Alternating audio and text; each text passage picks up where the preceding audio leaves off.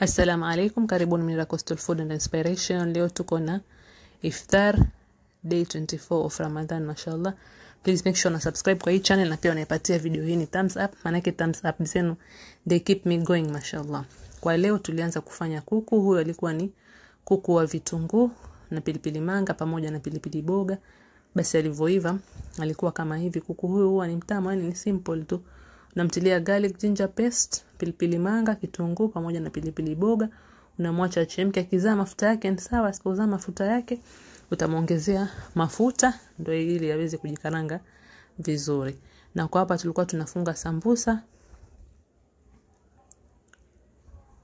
Mashallah. Sisi watu tunapenda sana sambusa. Na leo kwa kitu cha tamu tulikuwa tunafanyia matobosha, na hapa tunakatakata huku tukitia vitobo. Na recipe ya matobosha niko nayo hapa, tunaweza tukaenda tukaangalia. Na kwa hapa mwenyewe nilikuwa nafunga spring rolls, mashallah, chicken spring rolls. Na sisi kama kawaida yetu chicken spring rolls yetu sisi huwa hatuitii cabbage, tunafanya kuku vile vile mkavu mkavu. Watu wetu sisi hawapendi cabbage sana, so wanapenda kitoweo zaidi, ndio maana huwa tunafanyia za nyama zaidi kuliko zile za kuchanganya na vegetables, na wala huwa tufanye zile za vegetables only. Na kwa leo tulifanya viazi vya rojo. Hapa viazi vyetu vya rojo vilikuwa viko tayari na tunavizimia moto, mashallah, kwa sababu leo tulifanya wali. So hapa tulikuwa tunaufinikia wali wetu, na hunu wali ndo tuliulia kwa ile kuku. Ndo hii hapa kuku mwenyewe iko tayari, na lile sufuria lingine pale ndio viazi vya rojo, mashallah. Na haya ni matobosha yetu, tumeatia kwenye tui yako yanachemka. Na matobosha yale mazuri, ama ukitaka kujua matobosha yako yanaiva, basi baada ya kuwa yamechemka yote yanapanda juu kama hivi, unaacha yachemke, kisha yakiregea chini unajua matobosha yako yameshaiva.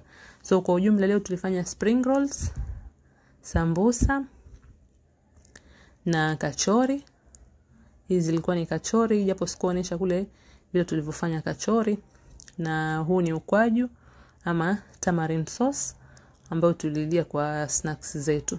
Na kwa main food yetu tulifanya wali mweupe, na recipe ya huu wali mweupe uko hapa, wali mweupe special, nimeipost hapa kwenye YouTube. Na pia tulifanya hivi viazi vya rojo pamoja na kuku yule wa vitunguu pamoja na pilipili manga. Kuku huyu kama nilivyosema huwa ni mtamu, I hope mtamjaribu huyo kuku. Na kwa kitu cha sukari, mashallah, tulifanya matobosha. Na matobosha yetu vile yalivyo mazuri sana, ni hayashikani, na rojo lake si ati lile rojo la kugandana, yani ukifanya hivi rojo liko jepesi, mashallah, huwa inashuka sana. Na kitu cha kinywaji kama kawaida tulikuwa na chai pamoja na juice. Karibuni.